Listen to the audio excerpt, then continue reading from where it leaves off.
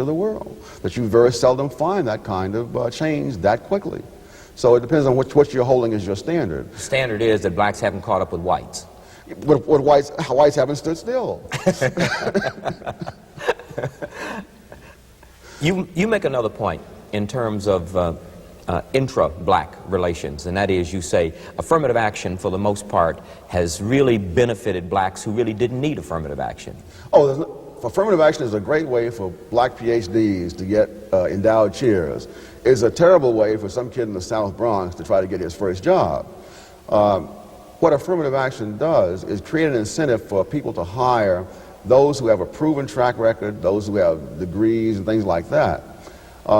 It makes it more dangerous for the employer to hire an untrained person with no track record, because if he has to fire that person, then he's letting himself in for legal trouble. Whereas you can hire a white of very doubtful qualifications, and if he doesn't work out, throw him out in the street the next week.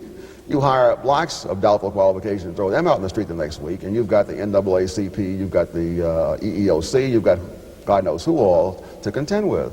The employers have long ago figured this one out, and so they have not hired those blacks who are at all doubtful, either in terms of qualifications or simply not enough experience to know how good they are. You see this in the data. Blacks who have education and who have experience have been moving up on whites, and in some cases overtaking whites.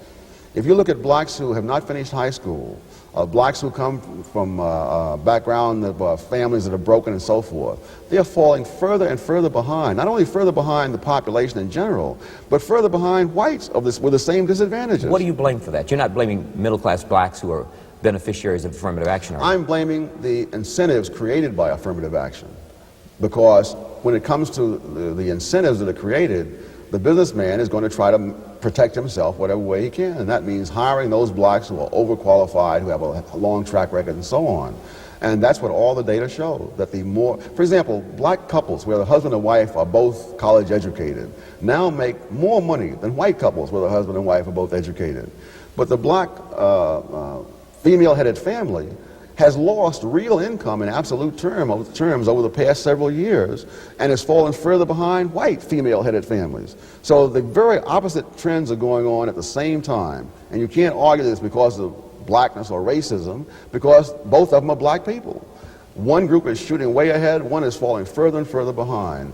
And a large part of that reason, I believe, and the data seem to suggest, is because the incentives created by affirmative action and similar kinds of programs just make it too dangerous to take a chance.